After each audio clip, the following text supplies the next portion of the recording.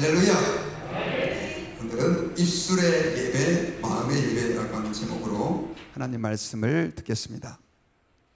우리는 위선이라고 하는 단어를 굉장히 싫어합니다.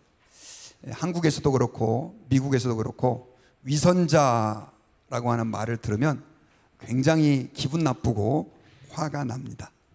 그래서 위선이라고 하는 단어를 언급하는 것조차도 사람들은 별로 좋아하지 않습니다.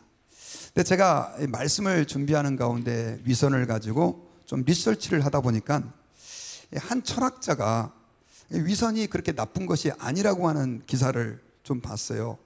흥미 있어서 좀 내용을 봤는데 위선이 꼭 그렇게 나쁜 것만 아니라는 거예요. 이유가 뭐냐니까 좋은 이미지를 위해서 좋은 행동을 하는 척 하는 것 자체가 오히려 사회에 어떤 때는 정화하고 질서를 유지하는데 도움이 되는 경우도 있다, 이런 얘기를 하는 거예요. 그러면서 만약에 어떤 종교인이 그 사람은 종교인이라는 표현을 썼습니다. 목사라고도 할 수 있죠. 위선적으로 꾸며내서라도 설교를 하고 사람들이 그걸 듣고 거기에 순종한다고 한다면 오히려 사회는 더 안정적이 되고 사람들은 착한 삶을 살게 될 것이다, 이런 얘기를 했던 것입니다. 하버드 대학교의 교수였던 그 주디스 슈클라라라고 하는 사람이 이런 주장을 했어요. 그러면서 미국 안에 사실 1960년대까지만 해도 인종차별이 굉장히 심했는데 그 인종차별이 없어진 것이 바로 이런 사람들의 위선적 행동 때문이다라고 하는 역설을 주장을 했습니다. 자, 여러분들 위선도 괜찮은가요? 네, 그렇지 않죠. 만약에 이 위선이 비록 좋은 기능도 어쩔 수 없어서 이런 선한 영향력도 나타낼 수 있다 할지라도 만약에 정말 위선이라고 하는 것이 우리 모든 사회에 그냥 자연스럽게 허용이 된다고 하면, 그리고 국가의 지도자라든가 교회의 지도자들이 이런 위선적인 행동을 계속해서 하고 있다고 한다면 그 나라나 조직, 교회가 얼마나 혼란스러울지 우리는 상상해 보지 않을 수가 없다는 것이죠. 사실 여러분, 예수님과 바리새인 얘기했을 때 성경에서 가장 큰 갈등의 요소는 어디 있었냐면 바로 바리새인들과 서기관들의 위선에 있었습니다. 바리새인들과 서기관들은요, 하나님을 가장 잘 섬기는 존경받는 종교인들이었습니다. 하지만 예수님의 눈에 볼 때는 그들은 철저하게 위선자들이었습니다. 예수님은 오히려 그들의 그 위선이 다른 사람에게 나쁜 영향을 끼칠 것을 염려해서 바리새인들의 누룩을 조심해라 라고 말할 정도로 그들의 그 위선을 심각한 문제로 보셨기 때문에 그렇습니다. 오늘 본문도 마찬가지입니다. 바리새인들과 서기관들이 예루살렘으로부터 제자들에게 와서 그 제자들이 손을 씻지 않고 음식을 먹는 걸 보고 지적을 했습니다. 그때 예수님께서는 오히려 바리새인들과 서기관들에게 오히려 너희가 위선자다. 너희들이 입술로는 하나님을 공경하지만 마음은 하나님에게서 멀고 하나님을 헛되이 경배하고 있다라고 하면서 그들의 그 위선을 지적하셨습니다. 사실 하나님을 그 당시 가장 잘 섬긴다고 했던 바리새인들과 서기관들마저도 그런 위선의 유혹에 빠져들어갔다고 한다면 오늘날 우리도 예외는 아닐 것입니다. 그래서 저는 위선을 바이러스에 좀 비유를 하고 싶어요. 정신 안 차리면 우리가 바이러스에 감염돼서 큰 질병을 겪고 마음의 고통을 겪는 것처럼 위선이라고 하는 것은 우리 그리스도인들, 특별히 신앙생활을 오래 하고 많이 했던 사람에게도 아주 심각한 우리의 생명을 파괴하는 바이러스와 같은 존재가 될 수 있다는 것이죠. 그래서 우리가 오늘 본문을 통해서 그렇다고 한다면 그리스도인들이 이렇게 위선이 팽배하고 위선이 합리화되는 이런 세상에서 어떻게 하면 진심으로 하나님을 기쁘시게 하는 삶들을 살 수 있을 것인가? 하나님께서는 우리에게 어떤 모습을 위선 대신 원하시는지 우리가 말씀을 중심으로 살펴보기를 원합니다. 자, 먼저 하나님께서는요, 우리가 하나님 앞에서 진실한 삶, 위선적이지 않은 삶들을 살기를 원하시는데, 그러기 위해서는 다른 사람보다는 나 자신을 살필 줄 아는 사람이 되기를 원하십니다. 자, 우리 1절 말씀을 다 같이 한 번만 더 읽어보겠습니다. 시작. 바리새인들과 또 서기관 중에 몇이 예루살렘에 와서 예수께 모여들었다가, 자, 바리새인들과 서기관들이 게네사렛에 있는 예수님을 예루살렘으로부터 만나기 위해서 왔습니다. 사실 우리가 이스라엘 지역 자체가 우리의 이 마음에 지도상이라든가 거리상으로 잘 새겨져 있지 않기 때문에 이들이 어떤 과정으로 예수님에게 왔는지 좀 살펴보기가 쉽지는 않습니다. 그래서 제가 여러분 알고 계시겠지만 또 지도를 한 번 더 갖고 왔어요. 이 지도에 보시면 지금 저 위쪽에 파란색 동그라미가 갈릴리 호수고요, 밑에가 사해 쪽입니다. 근데 그 사해바다 왼쪽에 있는 게 뭐냐면 예루살렘이고요, 저 갈릴리 위쪽에 있는 게 게네사렛, 지금 예수님께서 말씀을 전하고 있는 지역이에요. 여기까지 거리가 한국 킬로미터로는 약 130km 정도 되고요, 마일로 따지면 한 80마일 정도 되는 거리입니다. 그때는 자동차 비행기가 없었기 때문에 주로 걸어 다녔는데 걸어가면 한 3일에서 4일 정도를 걸어야 되는 거리예요. 그런데 그 남쪽에 있던 예루살렘에서 바리새인들과 서기관들이 저 갈릴리까지 예수님을 만나기 위해서 왔습니다. 왜 왔을까요? 그 이유는 예수님에 대한 소문이 너무나 강력해서 오병이어의 기적이라든가 물 위로 걸으신 사건이라든가 죽은 자를 살린 사건이라든가 이런 것들이 자꾸 나오니까 이게 도대체 무슨 일인가 하고 와서 가서 본 거예요. 그런데 그들이 예수님에게 왔을 때는 예수님의 말씀에 은혜를 받고 그분을 믿기 위해서 온 게 아니라 그들은 예수님이 그 지역사회에서 많은 사람들에게 존경을 받고 심지어 메시아일지도 모른다라고 하는 소식이 들려지니까 여기에 위협을 느끼고 예수님에게 간 거예요. 그리고 그들이 거기 가서 유심히 예수님이 하는 일을 지켜보다가 한 일이 뭐였냐면 바로 제자들이 이제 문제를 일으키는 거 한 가지 본 거예요. 무슨 문제를 일으키는 걸 봤냐? 바로 음식을 먹을 때 손을 씻지 않고 음식을 먹는, 씻지 않은 손으로 떡을 먹는 장면을 보게 된 것입니다. 자, 손을 씻지 않고 음식을 먹었다. 우리 입장에서는 별 큰 문제는 아닌 것 같아요. 하지만 바리새인들의 입장에서는 3절과 4절을 보면요, 여기 가로 열고 소개가 되어 있는데 손을 씻지 않고 먹는 것이 얼마만큼 그들에게 있어서 큰 문제였는지를 설명하고 있어요. 바리새인들과 유대인들과 장로들은 그들에게 어떤 전통이 있었냐면 손을 씻지 않고는 음식을 먹으면 안 되는 전통이 있었습니다. 그리고 시장에서 돌아와서도 반드시 물을 뿌리지 않고는 먹지 않았고요, 쉽게 말하면 샤워를 해야 됐고요, 그리고 잔과 주발과 녹그릇까지도 씻는 습관들이 그들에게 있었습니다. 이 사람들이 위생관념이 철저해서 이렇다라고도 볼 수 있지만 사실 그들이 위생관념이라기보다도 성경 레위기에서 하나님께서는 이스라엘 백성들을 부정한 사람들은 이러이러한 사람들이다라고 규정해 놓은 그 규율들이 있는데 거기 보면 굉장히 부정해지는 경우가 많아요.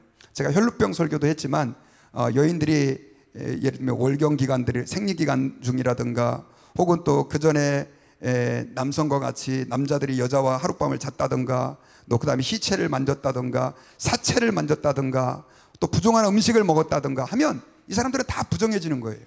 근데 문제는 나 혼자 살 때는 하나님 앞에 정결한 모습으로 자기 자신을 지킬 수 있는데 그 사람들과 접촉을 해도 자기가 부정해지는 거예요.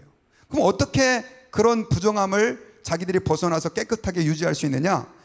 이 성경에서는 물로 씻는 의식, 여러분 오늘날 세례를 우리가 교회에서 주잖아요. 우리 장로교는, 침례교는 침례를 주고, 근데 그 씻는 의식이 우리의 죄를 씻는 상징적인 의미가 그 안에 담겨져 있어요. 자, 그래서 그들은 꼭 음식을 먹기 전에 자기의 부정함을 덜어내기 위해서, 씻어내기 위해서 손을 씻었다라고 하는 것입니다. 이거는 의학적으로도 위생에 상당히 좋은 것들이라서 우리가 오늘날도 많이 권면하고 있는 하나의 좋은 관습입니다. 자, 그런데 유대인들은 특별히 구약의 율법을 해석한 장로들의 유전 할라카라고 하는 곳에서 아주 성경과 버금가는, 성경과 거의 동등한 의미로 손을 반드시 씻어야만 음식을 먹을 수 있다라고 사람들에게 규율을 정해서 강요를 했고요, 바리새인들과 서기관들 그리고 하나님을 사랑한다고 하는 유대인들은 다 그걸 의무적으로 행해야 했던 것입니다. 그런데 바리새인들이 예수님의 제자들을 보니까 아마도 무슨 급한 일이 있었겠죠. 사역에 바쁘다 보니까 손을 못 씻고 그렇게 음식을 먹었던 것 같습니다. 그러니 그걸 꼬투리 잡아가지고 이제 예수님을 공격하고 있는 것이죠. 예수님께서는 그들의 이 공격이 너무 황당했습니다. 그래서 너희들이 입술로는 하나님을 경외하지만 마음은 멀다라고 그들의 위선을 책망한 것이다 라고 하는 것이죠. 자, 여러분, 이 바리새인들과 서기관들은 예수님에게 나오면서도 또 예수님의 말씀을 들으면서도 그들은 그분의 말씀에 은혜를 받기 위해서가 아니라 예수님이 도대체 무슨 문제가 있는가, 제자들이 어떤 프로블럼이 있는가라고 하는 것을 눈에 불을 켜고 찾으면서 예수님을 따르는 그런 위선적인 행동을 하고 있었던 것입니다. 어떻게 말하면 외적으로 그들은 너무나 먼 거리를 달려와서 예수님의 말씀을 들었기 때문에 그들은 참 열심이다, 참 훌륭하다 라고도 객관적으로 말할 수 있지만 오히려 그들의 그 열심과 또 그들의 그 헌신은 잘못된 방향으로, 위선적인 방향으로 흐르고 있었던 것을 알 수가 있습니다. 여러분, 오늘날도 이것은 마찬가지입니다.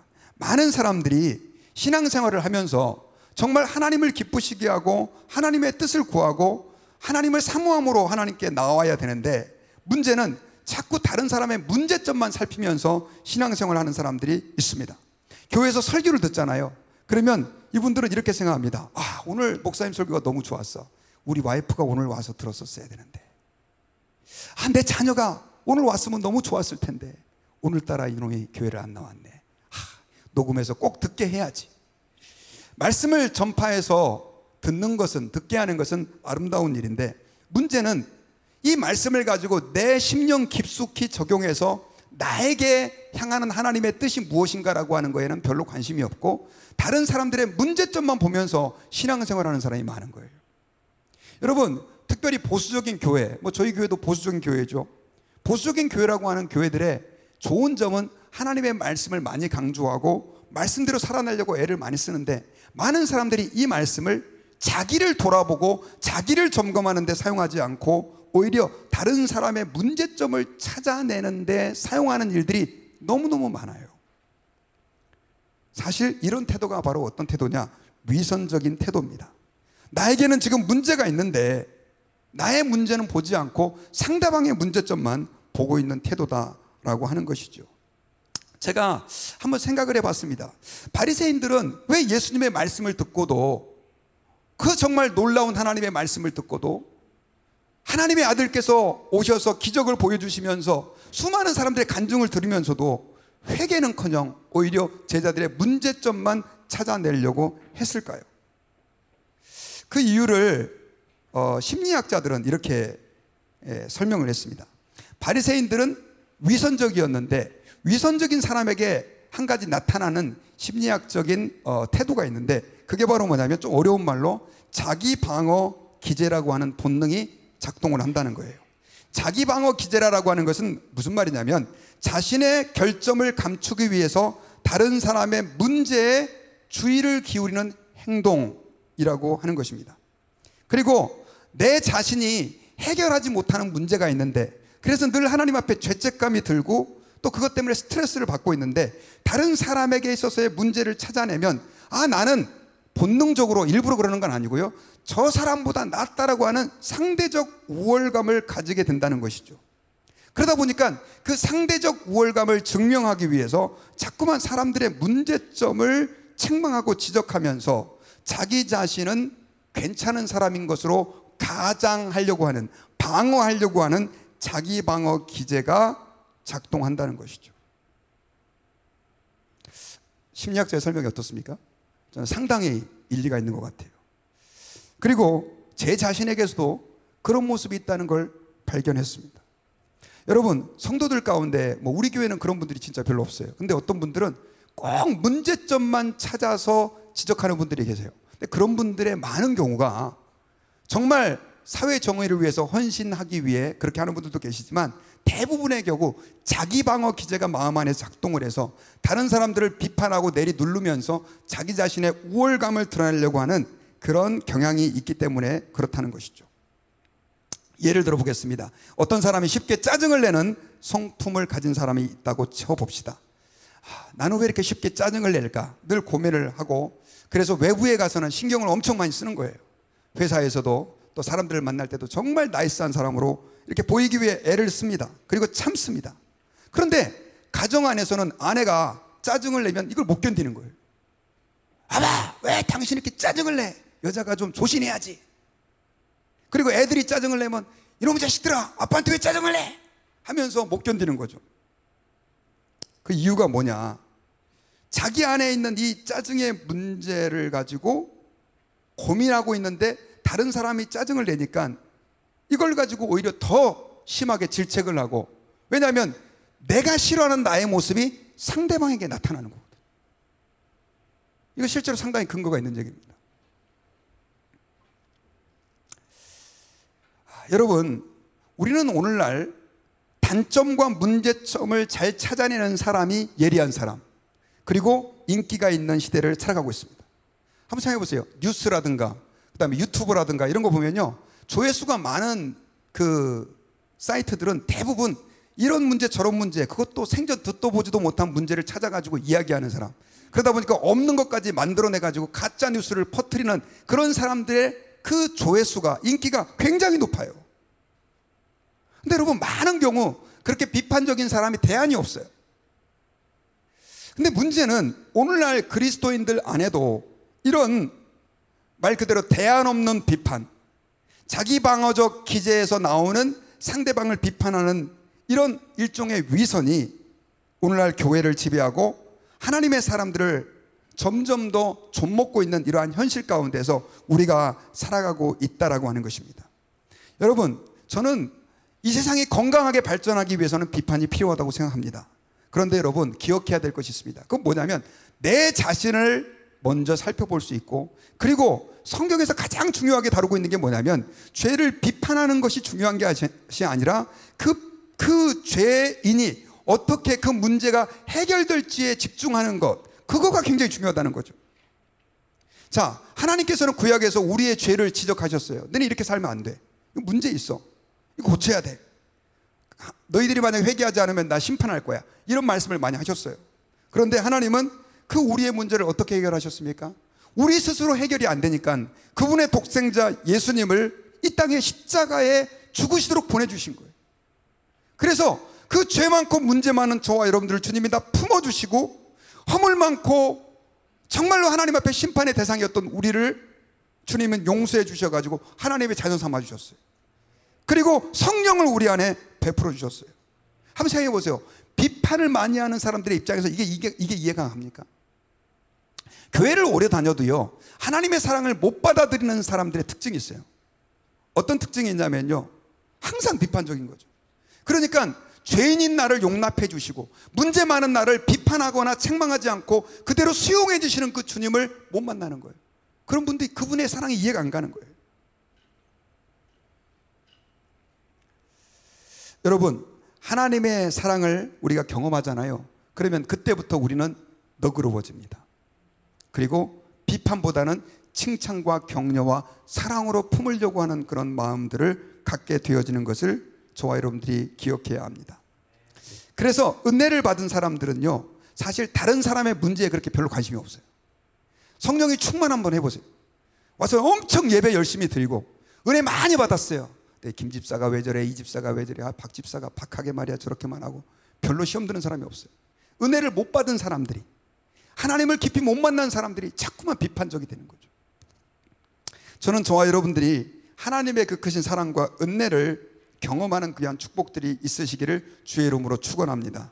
그래서 다른 사람들을 품을 수 있는 여유와 그 사랑이 여러분들의 심령 안에서 솟아올라서 여러분들의 배우자에게, 아내에게, 남편에게, 자녀들에게, 또 우리 교회 성도들에게 너그럽게 품을 수 있는 그런 은혜가 있으시기를 바랍니다.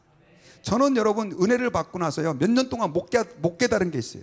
그게 뭐냐면요, 예수님이 그렇게 너그러우셨다는 걸 잘 몰랐어요. 저는 주님의 뜻대로 바로 살기 위해서 엄청나게 노력을 했는데 하면 할수록 무너지는 제 자신을 발견하고 너무너무 괴로워했어요. 아까 제가 방어기제 얘기했잖아요. 그게 바로 제 얘기예요. 제 얘기. 저도 그렇더라니까요. 그러다가 제가 은혜를 받은 게 있어요. 예수님을 팔려는 마음을 먹었던, 결정까지 했던 가룟 유다의 발을 예수님이 씻겨주시잖아요. 그리고 3번이나 예수님을 부인했던 베드로에게 다시 찾아오셔가지고 요한의 아들 시몬아 네가 나를 사랑하는 자라고 하는 말씀을 주시잖아요. 여러분, 기독교는 그런 것입니다. 어떻게 우리가 원수를 사랑해요? 못합니다, 여러분. 우리 인간은 위선적이에요. 그런데 우리를 사랑해 주시고 포용해 주시고 품어 주시는 그 주님 때문에 이것이 가능한 줄 믿으시기를 바랍니다. 그리고요, 하나님 앞에서 주님 앞에 진실한 사람, 위선적이지 않은 사람은 사람보다 하나님을 더 의식하면서 사는 사람입니다. 자, 아까 문제 있는 사람들은 사람을 의식한다 그랬죠. 자, 하나님 앞에 진실한 사람들은 사람보다는 하나님을 더 의식해요. 자, 예수님께서 그 바리새인들과 서기관들이 당신의 제자들은 왜 씻지 않고 손을 씻지 않고 장로들의 유전을 어기면서 음식을 먹습니까? 라고 비난했을 때 예수님은 이사야서를 인용해서 이렇게 6절에서 말씀하셨습니다. 이사야가 너희 외식하는 자에 대하여 잘 예언하였도다. 기록하였을 때 이 백성이 입술로는 나를 공경하되 마음은 내게서 멀도다. 사람의 계명으로 교훈을 삼아 가르치니 나를 헛되이 경배하는도다. 이사야서 29장 13절 말씀을 인용한 것입니다. 자, 예수님은 지금 제자들을 공격하고 그 제자들을 빌미로 삼아 예수님을 씻지 않았다고, 씻지 않고 먹게 했다고 비난하는 그들에게 대해서 너희가 외식하고 있다. 너희가 지금 입술로는 하나님을 공경하는 것 같지만 마음은 하나님께서 멀다라고 책망을 하고 있는 것입니다.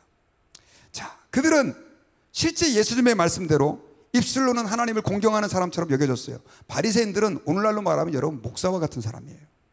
가장 많이 기도하고 가장 많이 하나님을 사랑하고 교회를 가장 많이 하는 사람들이었지만 예수님이 보실 때는 그들은 입술로만 하나님을 사랑하고 하나님을 공경하고 겉으로는 하나님을 공경하지 않는, 마음은 딴 데가 있는 그런 위선자로 예수님께서는 말씀을 하고 있습니다. 여러분, 유대인들은요 사실 구약의 그 모세오경이라고 하는 이 율법을 하나님 말씀대로 살기 위해서 엄청나게 애를 썼습니다. 그 엄청난 노력의 하나의 결과가 뭐라고 보냐면 장로들의 유전이라고 하는 할라카입니다. 할라카는 구약의 창세기, 출애굽기, 레위기, 민수기, 신명기 5개의 그 율법을 지키며 살도록 하기 위해서 좀 모호한 그 성경의 내용을 아주 구체적으로 어떻게 살 것인가 설명한 글입니다. 그래서 여러분 미시나와 탈무드 들어보셨죠? 이 두 책이 어떻게 말하면 그 책의 분량도 엄청납니다. 바로 율법을 해석해서 어떻게 살아야 할지를 가르치는 책이었죠. 여러분, 예를 들어서 안식일을 기억하여 거룩히 지키라. 10계명의 4계명이죠. 이 계명을 우리가 어떻게 지켜야 안식일을 제대로 지키는 건가? 좀 모호하지 않습니까? 그래서 여러분, 유대인들은 이 안식일을 어떻게 지킬 것인가라고 하는 것을 39가지로 구분해서 미시나에서 설명을 해요. 한 가지만 예를 들면은 안식일 날은 불을 피우지 말아라. 요리 음식 절대 하지 말아라. 그리고 하루에 약 한 1.5에서 2km 요 사이, 적게 보면 1km까지 요 정도 이상의 거리를 걷지 말아라. 그리고 여자들은 거울을 보지 말아라. 왜냐하면 거울 보면 뭐 흰머리 뽑고 막 이렇게 하게 돼서 손질을 하게 돼서 이것도 일이다. 심지어 안식일 날은 뭐 타작을 하지 말아야 된다. 예수님에게 문제를 삼았던 제자들이 길을 가다가 그 미리싹을 비벼 먹었을 때 이걸 타작행위로 했던 것이 바로 이 안식일 규정을 설명한 미시나 때문입니다. 뭐 이런 식으로 39가지를 규정을 한 것이죠. 그리고 부정을 피하기 위해서 아까 손을 꼭 씻어야 된다라고 하는 이런 규정들을 만들어서 사람들에게 하나님을 잘 섬기도록 가르친 거예요. 자, 제가 여러분들에게 여쭤볼게요. 나빠요? 좋아요? 좋은 거죠. 예, 좋은 겁니다, 여러분. 저는 그거 나쁘지 않다고 생각해요. 근데 문제가 뭐냐면 이들이 하나님을 사랑하는 마음이 식어져 버리고 하나님을 공경하는 마음이 식어져 버리고 눈에 보이는 사람만을 의식하다 보니까 결국 이 전통이 하나님을 거역하는 위험한 도구가 되어버린 거예요.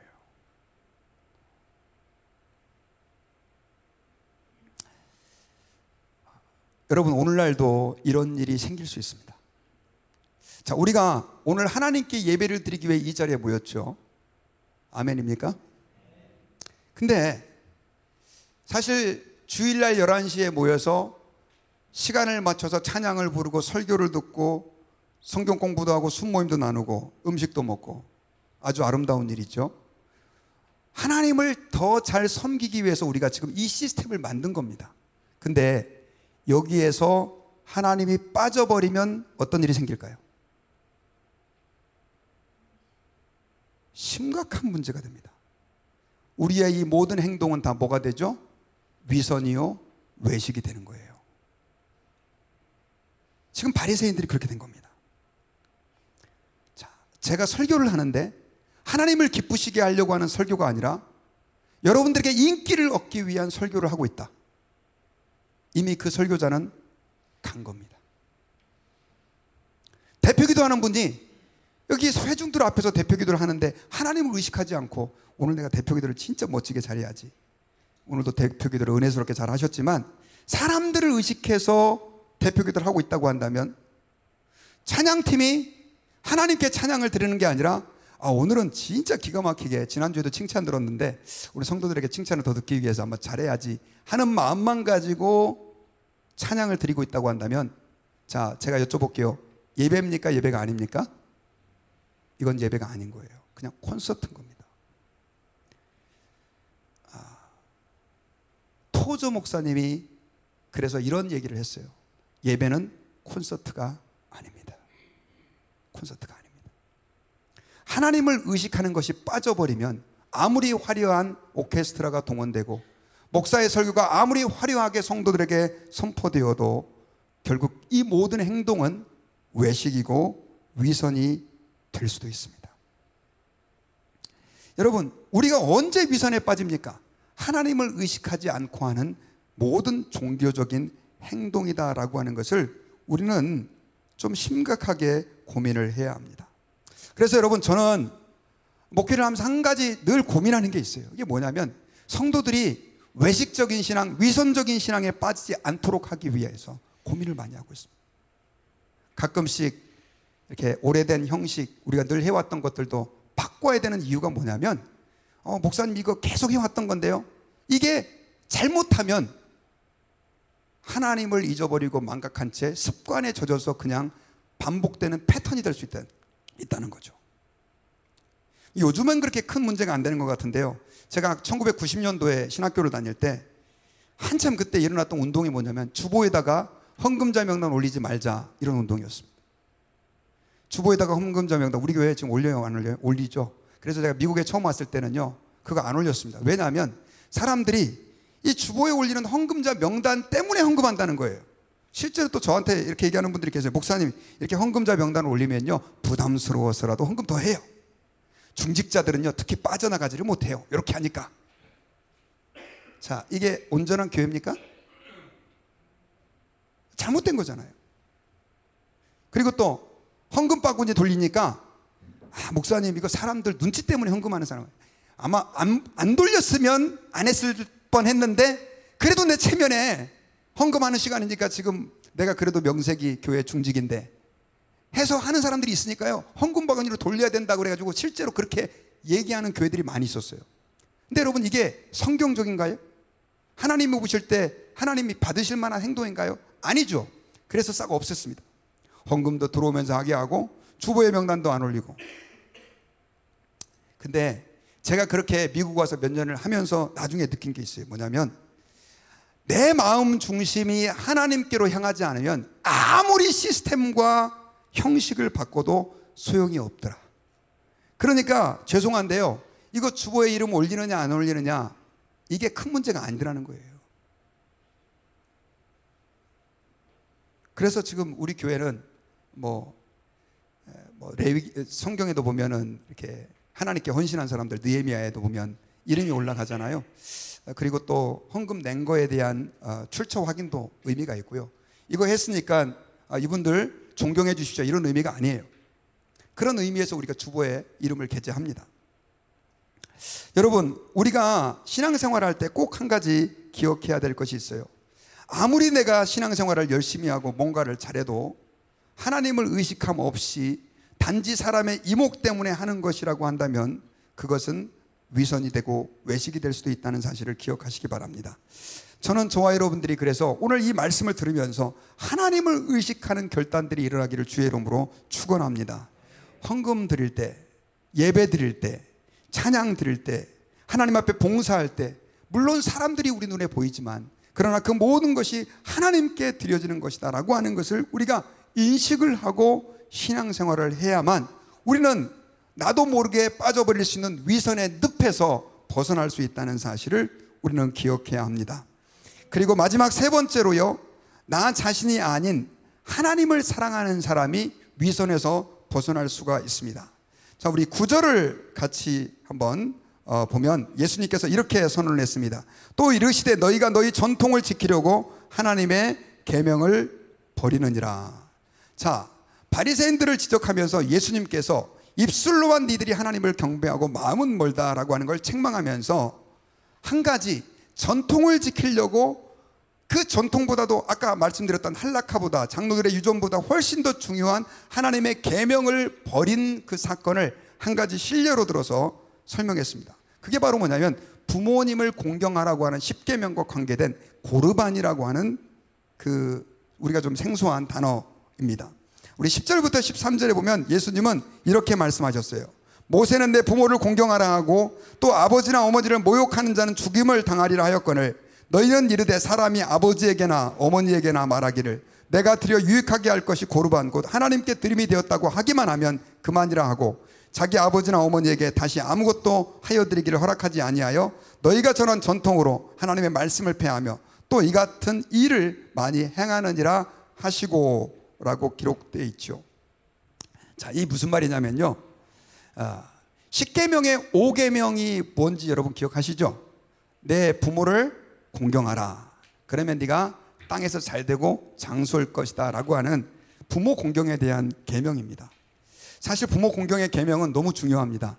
10계명은 두 돌판으로 이루어졌는데 한쪽은 하나님을 향하여 하신 계명이고 또 하나는 인간을 어떻게 섬기고 사랑할 것인가에 대한 계명이에요. 그래서 하나님을 잘 섬기라라고 하는 계명은 나 외에는 다른 신을 내게 있게 말지니라가 첫 계명이고 인간을 향한 첫 계명은 어떤 계명이냐? 부모를 공경하라는 거예요. 부모님을 여러분 공경한다는 게 얼마나 중요한지 모릅니다. 그런데 유대인들은 이 계명을 장로들의 유전으로 자기들 멋대로 계악을 해버렸어요. 완전히 바꿔버렸다는 거예요. 나쁘게. 그걸 지금 예수님이 지적한 것입니다. 그게 바로 뭐냐면 고르반이다라고 하는 건데, 자, 부모 공경의 계명. 당시에는 여러분 부모님들을 자녀들이 꼭 돌보아야 됐었어요. 그다음에 연세가 들고 하다 보면 일도 할 수 없었고 자녀들이 돌보지 않으면 살아갈 수가 없었어요. 그런데 이게 자녀들의 입장에서는 귀찮고 번거로운 거예요.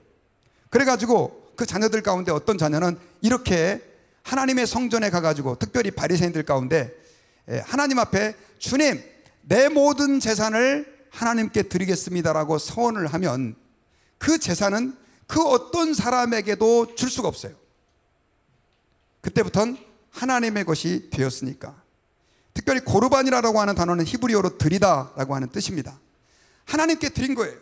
자, 그러니까 이 재산을 가지고 부모님에게 줄 필요가 있다 없다? 없어지게 되는 거예요. 더더군다나 민수기 30장 2절 말씀은 하나님께 서원한 것은 절대로 바꿀 수 없다라고 기록되어 있거든요. 그러니까 하나님께 드리기로 내 재산을 드리기로 결정을 해버리면 이 재산은 그 누구 형제 부모에게도 줄 수 없고 하나님께 줘야 되는 거예요. 그리고 그 서원은 취소할 수 없어요.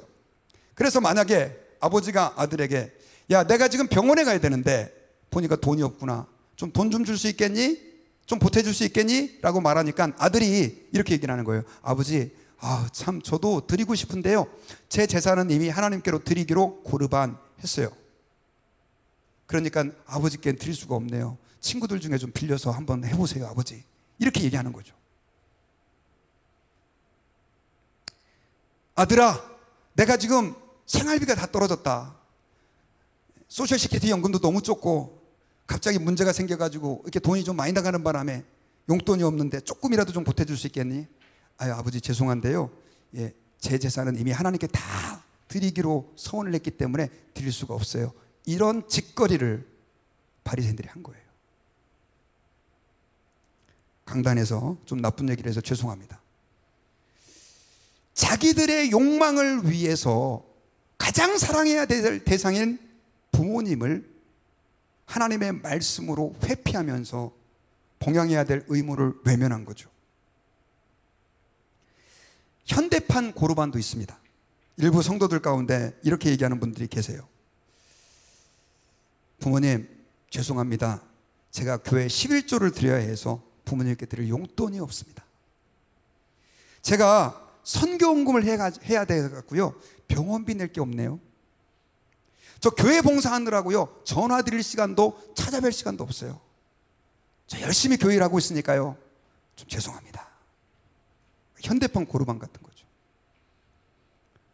이게 뭐냐? 위선입니다. 성경에서 여러분 제일 큰 계명은 뭐라고 얘기를 했습니까?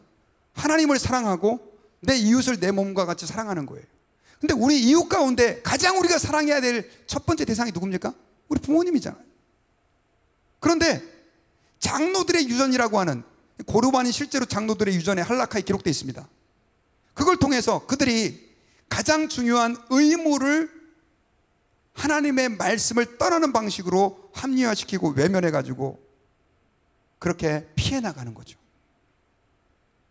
자신들의 욕망을 위해서 그들은 하나님의 율법, 하나님의 계명을 말 그대로 무시하고 무너뜨린 행위가 된 것입니다. 여러분, 성경 구약 성경에는요, 레위기서 19장 18절과 신명기 6장 5절을 보면요, 부모님을 해방하고 욕하고 저주하는 자는 그 당시 사회에서 사형까지도 받을 수 있는 아주 무서운 죄였었습니다. 그런데 그 하나님의 계명을 장로들의 유전이라고 하는 전통으로 다 깔아 뭉개버린 것입니다. 하나님께 드리기만 하면 된다라고 하는 방식으로 그렇게 자신의 부모 사랑에 대한 의무를 피해 나간 것이죠. 여러분, 이건 하나님을 향한 사기입니다. 하나님께서 기뻐하시는 것이 아니었었어요. 그런데 위선자들은 하나님을 의식하지 않으니까, 사람들 눈에만 나는 괜찮으면 되니까 자기의 종교와 신앙을 이용해서 그렇게 피해 나간 것이죠. 여러분, 오늘날도 그런 사람들이 얼마나 많은지 모릅니다. 저는 이런 이야기를 들었어요. 실제 있었던 일인지 모르겠지만 어떤 분이 주식에다가 돈을 투자했습니다. 가능성 있는 회사 2개를 아주 엄청나게 많은 돈을 투자를 해놓고 하나님께 이렇게 기도를 했습니다. 하나님, 2 회사 중에서 그 수익이 나는 회사는 제가 절반을 하나님께 헌금으로 드리겠습니다. 수익이 나는 수익의 절반을 헌금으로 드리겠습니다. 그런데 공교롭게도 2개의 회사 중에서 한 회사가 갑자기 2배로 주가가 오른 거예요. 얼마나 감사해요. 근데 다른 하나는 그대로인 거예요. 그러니까 이분이 이렇게 하나님께 와서 기도를 했다고 합니다. 하나님, 죄송합니다. 제가 하나님께 드리기로 한 회사가 주식이 그대로네요. 하나님, 죄송해요. 빠빠이. 이렇게 했대요. 지금 여러분, 이 이야기를 들으면서 무슨 생각이 드세요? 우리는 얼마나 하나님을 의식하지 않고 내 편한 대로 하나님을 이용하고 내 마음대로 그렇게 하나님을 섬기는지 몰라요. 바리새인들은요, 어느 정도로 신앙생활을 열심히 했냐면요, 소득의 11조를 했습니다. 선물 받은 것까지 11조 계산하고 일주일에 2번씩 금식을 하고요, 하루에 3번씩 한 번도 안 빠지고 기도를 하는 그런 사람들이었다니까요. 혹시 여러분들 가운데 그렇게 하는 분들 계세요? 그렇게 하나님을 열심히 사랑한다고 해도 이런 외식에 빠질 수 있는 것이 우리 그리스도인들이다라고 하는 사실을 기억해야 합니다. 그래서 여러분, 우리는 우리 자신을 한번 점검해 봐야 돼요. 신앙생활 할 때 내 안에 지금 하나님을 사랑하는 마음이 있는가, 그리고 이웃을 사랑하는 그 사랑이 있는가 한번 점검해 봐야 되는 거예요. 내 안에서 신앙생활에서 사랑이라고 하는 단어가 빠져버리면 말라 비틀어진 그리스도인, 겉모습은 교회의 목사고 장로고 집사고 할 수 있지만, 그러나 내 심령은 이미 죽은 자, 주님이 보실 때는 입술로만 주님을 경외하고 마음은 떠나 있는 그런 사람이 될 수 있다는 것을 우리는 기억해야 합니다. 여러분, 에베소 교회는요, 굉장히 열심히 진리를 전하는 교회였었어요. 요한계시록에 보면 에베소 교회는요, 이단들이 그 당시 많이 있었는데 하나님 말씀을 깊이 연구해서 이단들을 분별해내는 그런 진리를 추구하는 교회였고요, 또 얼마나 열심히 봉사를 했는지 사람들이 굉장히 열심히 말 그대로 봉사하는 교회였었습니다. 그런데 그 에베소 교회를 향하여 예수님께서는 뭐라고 얘기를 했습니까? 네가 첫사랑을 버렸다. 첫사랑을 버렸다. 여러분, 교회가요, 많은 일들을 하고 열심으로 뭔가를 하고 해도요, 하나님에게 대한 사랑, 이웃에게 대한 사랑이 식어져 버리면 교회는 말라버리는, 껍데기만 남은 그런 위선적인 교회, 외형적인 교회가 될 수밖에 없다는 거예요. 사실 에베소 교회는요, 여러분 사도행전 19장에 보면 바울이 2년간 두란노에서 하나님 말씀을 가르치면서 사람들이 그 말씀 때문에 어떤 결단을 했냐면요, 마술책들을 모아다가, 요즘으로 하면 사서삼경 사주팔자 보는 거 있잖아요, 뭐 이런 것들, 점치는 것들, 이런 것들을 태워서 불에다 태웠는데 은 5만. 그래서 제가 은 5만을 요즘 화폐 가치로 계산해 보니까 50만 불에 해당하는 돈이에요. 그 에베소 지역에서 그렇게 사람들이 회심하고 하나님 말씀으로 돌아왔는데, 불과 얼마 되지 않아 가지고 요한계시록 때, 뭐 100년도 안 됐죠, 그때 그들은 그 사랑을 잃어버린 겁니다. 형식만 남고 껍데기만 남은 거죠. 예수님이 그 교회를 향하여 뭐라고 얘기를 했냐면요, 네가 첫사랑을 잃었다. 어디서부터 떨어졌는지 돌이켜 회개하지 않으면 촛대를 옮겨버리겠다. 촛대를 옮긴다는 말은 교회를 지워버리겠다는 뜻이에요. 없애버리겠다는 뜻이에요. 나중에 여러분, 에베소 그 교회는요, 그 이슬람권에 의해서 지배를 당하고, 요번에 작년인가 제가 갔다 왔잖아요, 튀르키예. 재작년에 가보니까 여러분 흔적만 남아있어요. 어디에 교회가 있었는지도 몰라요. 폐허예요.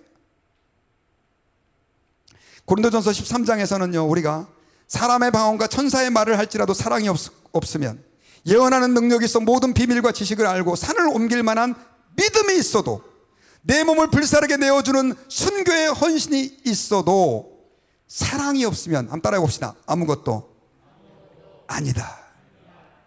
사랑이 없으면 아무것도 아니다.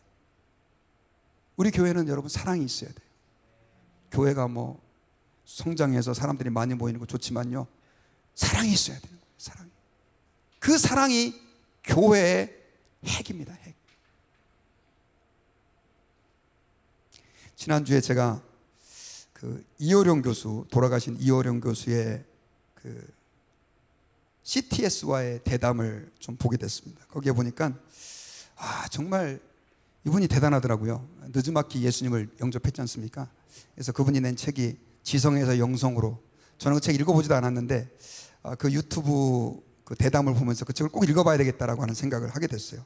근데 이분이 이런 얘기를 하는 거예요. 5년 전에 한 얘기인데, 그때 이제 AI가 막 나오네 마네 이런 얘기가 있었습니다. 챗GPT가 나온 지가 3년밖에 안 됐으니까요. 그런데 이분이 이런 얘기를 하는 거예요. AI가 등장하면 이제는 지식의 평등 사회가 된다, 이런 얘기를 해요. AI가 등장하기 전까지만 해도 가장 사회를 이끌어가는 탁월한 사람은 지식을 많이 가진 사람, 남들이 모르는 걸 아는 사람이었었어요. 실제로 그렇지 않습니까? 판사, 검사, 변호사, 뭐 그리고 의사, 이런 분들 다 지식을 많이 아는 사람이어야 됐고, 그러다 보니까 똑똑한 사람이 세상에서 나름대로 인정받는 사회였었어요. 근데 AI가 등장하면 이게 다 깨진다는 거예요. 그러면서 비유를 들었는데, 이런 비유를 들었어요. 계단을 올라갈 때 가장 유리한 사람은 체력이 튼튼한 사람이잖아요. 그래서 젊은 20대 우리 청년들도 있지만 제가 도저히 못 따라가죠. 7, 80대 우리 어르신들은 더 힘들 겁니다. 그런데 이 모든 차별을 깨트린 게 뭐냐? 엘리베이터입니다. 엘리베이터를 타면 나이 든 사람이나 젊은 사람이나 똑같이 올라가는 거예요. 이제 AI가 도래함으로 인해서 지식의 평준화 시대가 되었다는 거예요. 저는 그걸 느낍니다. 여러분, 우리 애들이 제가 모르는 걸 알아요. 인생에서 오랜 시간이 지나야 경험되어야 될 만한 것들을 지금 10대, 20대 아이들이 더 많이 합니다. AI를 얼마나 잘 쓰느냐가 이제는 더 중요한 이 세상의 이 성공의 관건이 됐어요. 근데 이 얘기를 지금 왜 하느냐? 그 이어령 교수가 그런 얘기를 하면서 이런 얘기를 하더라고요. 그러면 앞으로 도래할 시대에는 어떤 사람이 괜찮은 사람이냐? 이제는 지성이 아니라 영성의 시대로 갈 거다. 가장 우리 인간에게 가치 있는 것은 영성이다. 영성이라는 게 뭐냐? 하나님을 사랑하고 이웃을 사랑하는 그 사랑이다. 어려운 사람을 도와주는 건 죽었다 깨나도 AI가 못한다. 아무리 지식이 많은 사람, 이제는 소용없다. 정말 이 세상에서 존중받는 사람은 사랑하는 사람이 될 것이다. 섬기는 사람이 될 것이다. 도와주는 사람이 될 것이다. 이 시대의 지성이라고 한 분이라 뭔가 말하는 게 다른 거예요. 제가 그래서 아멘 했습니다. 이걸 5년 전에 얘기했다니까요. 여러분, 교회에 있어서 가장 중요한 거, 신앙생활할 때 아무리 세월이 지나도 요즘 같은 AI 시대에도 변치 않는 게 있는데, 그건 뭐냐면 사랑인 줄 믿으시기를 주의 이름으로 축원합니다. 사랑하는 사람이 이제는 가치 있는 사람이고, 사랑하는 사람이 소중한 사람이에요. 그런데 교회가 사랑이 빠져버린다고 한다면 이게 더 이상 교회일 수 있냐는 거죠.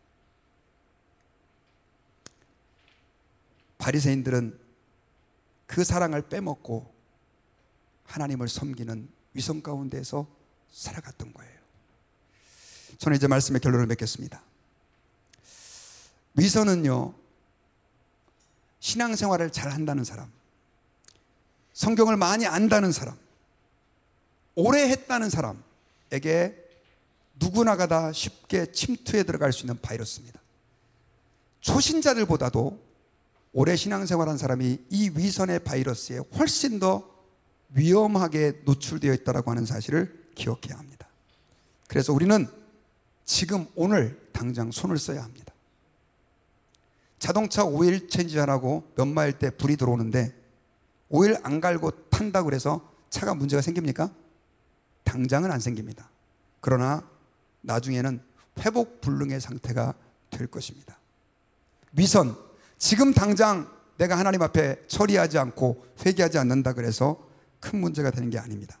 그러나 이것이 저와 여러분들을 회복 불능의 상태로, 정말 완전히 깡그리 말라서 아무 생명력이 없는 그리스도인으로 몰고 갈 수 있는 위험한 바이러스라고 하는 사실을 기억하고, 혹시나 그 위선의 바이러스가 내 안에 침투해 있다면 오늘 주님의 말씀과 성령 안에서 토해놓고, 하나님, 저의 마음 가운데 처음 뜨겁게 주님을 사랑했던 그 사랑을 회복시켜 주십시오 라고 기도하여 다시 한번 주님을 사랑하고 주님의 은혜에 감격하는 저와 여러분들이 될 수 있기를 바랍니다.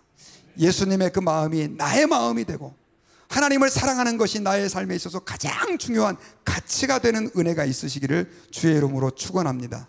제가 바리새인들의 모습 속에서 세 가지를 얘기했는데, 그것은 하나님을 정말 진실하게 사랑하는 사람은 사람을 의식하기보다도, 다른 사람을 의식하기보다도 나 자신을 살필 수 있는 사람, 그리고 사람보다는 하나님을 의식하는 사람, 그리고 형식보다는 하나님을 사랑할 수 있는 사람이 된다라고 하는 것을 오늘 본문을 중심으로 말씀을 나눴습니다. 저와 여러분들에게 이 은혜가 있어서 위선자가 되지 맙시다. 이 설교는 좀 불편하더라고요.